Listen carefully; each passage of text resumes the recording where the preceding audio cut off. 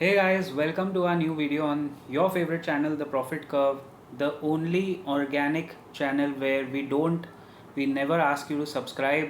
Although I'm just 100 people away from 10,000 subscribers. ये कोई नया तरीका नहीं है आपको फोर्स करने का, लेकिन no force for anybody to subscribe, to like. This is organic from day one. If you appreciate the content, you can always go ahead, press the like button, press the subscribe button.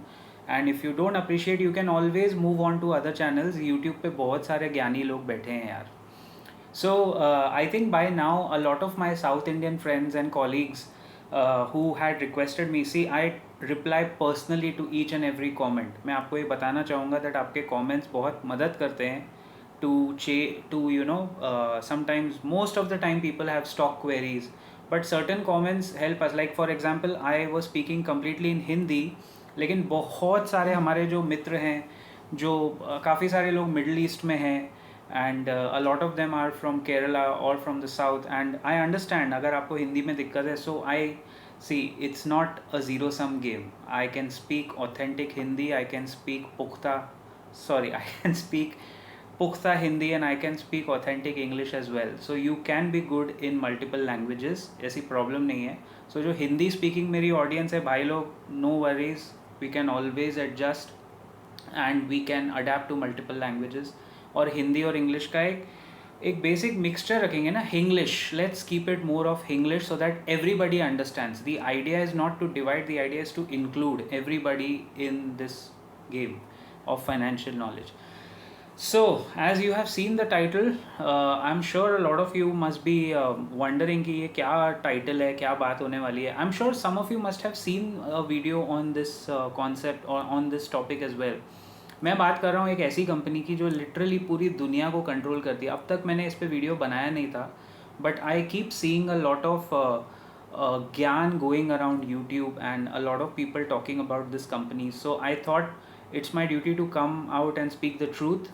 वो लोग गलत नहीं बोल रहे हैं, लेकिन काफ़ी सारी बातें मिस रिप्रेजेंट की जाती है सोशल मीडिया पे और इंटरनेट पे. So let me as usual be straight. The company in question that literally controls the world is BlackRock.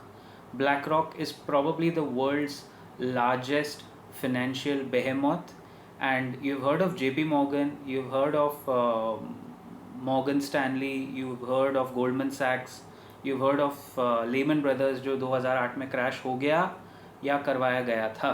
Conspiracy है उसके पीछे. But you must have never और very rarely you must have heard of BlackRock ना. BlackRock के बारे में सुना नहीं होगा आपने, क्योंकि वो चाहते ही नहीं है कि आप उनके बारे में सुनो. Listen to this. BlackRock has a market value of close to $10 trillion. It controls finances in the world approximately उसी रेंज में, कम से कम 10-11 ट्रिलियन डॉलर तक का उनका एसेट्स अंडर मैनेजमेंट आप पकड़ के चलो. और उस कंपनी की मार्केट वैल्यू भी लगभग वही $10 trillion. $10 trillion is 3 times the size of India's GDP, almost 3 times of India's GDP, and twice the size of Japan का GDP, जो थर्ड लार्जेस्ट GDP है फिलहाल. Germany and Japan third and fourth, and then India is number 5. Very soon we are gonna become the third largest economy. तो BlackRock actually भाई क्या है, करता क्या है, ये कंपनी क्या करती है. This story goes out about a guy called Larry. Larry was working in America long back and he was making money. उस ज़माने में लैरी ने $1 billion तक का फ़ायदा कराया था अपनी पुरानी कंपनी को. काफ़ी पहले की बात है, करीब बहुत साल पहले की बात है.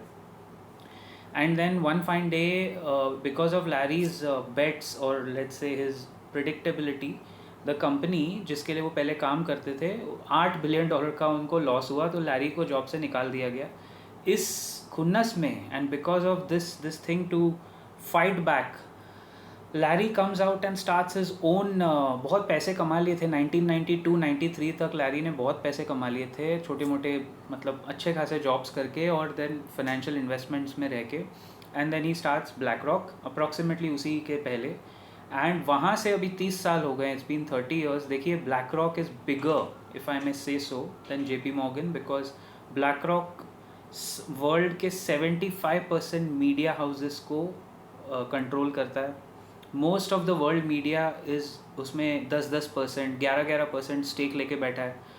Most of the FAANG companies, Facebook, Amazon, Apple, Netflix, Google जैसे काफ़ी सारे इन कंपनीज में ब्लैक रॉक का 6.5 to 7% स्टेक है पर कंपनी. तो BlackRock is on the board of many companies and let's put it that way. इसीलिए हम कहते हैं this company controls the world. भाई जब आपका वर्ल्ड मीडिया के ऊपर कंट्रोल आ जाता है तो आप डिसाइड करते हो आपको क्या खबर दिखानी है नहीं दिखानी है.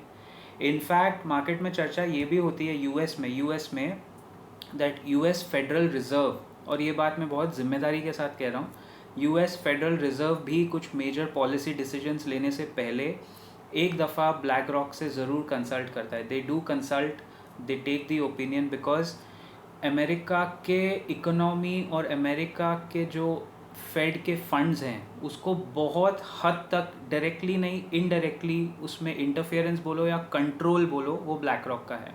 भाई अमेरिका की इकोनॉमी का साइज़ आप समझ लो 30 ट्रिलियन डॉलर्स वो बोलते हैं, but if you compare post covid apples to apples, America की इकोनॉमी होगी 25 trillion dollars. India is almost 4 trillion dollars. तो अभी हम काफ़ी साइज़ में कम हैं लेकिन ग्रो कर रहे हैं. अमेरिका 25 ट्रिलियन है और ब्लैक रॉक अकेला एक कंपनी 40% ऑफ अमेरिकाज जीडीपी है. 40% ऑफ अमेरिका जिस कंपनी की उतनी इज्जत हो या उसका वैल्यू हो, आप सोचो वो क्या क्या कंट्रोल कर रहा होगा. सो वेस्टर्न वर्ल्ड में तो बहुत क्लियर है that black rock is the leader. I am not sure about Russia और ये साइड में क्या चीज़ें, उनका नैरेटिव अलग है तो उनके कंट्रोलिंग पावर्स भी अलग ही होंगे. But guys let me tell you, let's make no mistake, इधर कोई वर्ल्ड मीडिया में तो दूध का दूल्हा नहीं है. Everybody knows how media is controlled, manipulated. Social media के आने के बाद तो और ज़्यादा उसमें मसाला भर भर के. तो मीडिया, आप जो भी प्रोडक्ट खाओ मीडिया के अलावा, if you are having let's say cuppa noodles, Maggi, Nestle, उसमें ब्लैक रॉक का स्टेक है. आप कोई HUL का सोप यूज़ करते हो बात लेने के लिए, उसमें ब्लैक रॉक का स्टेक है. You use Colgate to brush your teeth, उसमें ब्लैक रॉक का. And when I say stake है मतलब 5-5, 6-6, 10-10% स्टेक है. वो एग्जैक्ट स्टेक तो ऑब्वियसली आपको लिस्टिंग में उनके वेबसाइट पे दिखेगा. बट गाइज जिस कंपनी का हर मेजर ग्लोबल ब्रांड में इतना स्टेक हो, मोस्ट ऑफ द कंपनीज़ के बोर्ड में उनके मेंबर्स हों, आप सोचिए वो क्या क्या घुमा सकते हैं. तो FIIs एक लिमिट के आगे मार्केट में तबाही मचा सकते हैं. अभी हमारे DIIs, domestic institutional investors and mutual funds and retail investors मिल के मार्केट को संभाल सकते हैं. लेकिन भाई असली गेम जो मार्केट में उतार चढ़ाव का होता है ना, वो तो ये ब्लैक रॉक और ऐसे बड़े बड़े इंस्टीट्यूशंस के लॉबी से ही होता है. You have to take it into consideration. जिस कंपनी ने अमेरिका की इकोनॉमी की ऐसे गर्दन अपने हाथ में पकड़ के रखी है, आप सोचो वो कंपनी आगे जाके क्या क्या कंट्रोल कर सकती है. That's why politics in America is so crucial for the capitalism in America, because if anything goes haywire in politics, then automatically जो नए जैसे जो बाइडन अगर बने वहाँ प्रेसिडेंट, तो ऑटोमेटिकली वो लॉबिंग शुरू हो जाती है. एंड किसी भी पॉलिटिशियन की मुझे नहीं लगता इतनी हिम्मत है कि वो ब्लैक रॉक के खिलाफ, इसीलिए आप देखो ना कुछ नहीं आएगा उनके खिलाफ.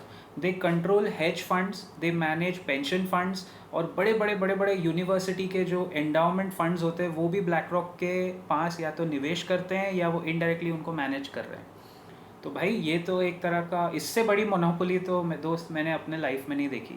You know we talk about monopoly companies, Indian companies, FAANG stocks, FAANGs and a lot of Russell में जो है US के रसल इंडेक्स में छोटी कंपनीज है जो फ्यूचर मोनोपोलीज हो सकती है. But you cannot go heavier than BlackRock. Let me know how did you like this video, and keep your comments coming in. I'll see you in the next video very soon.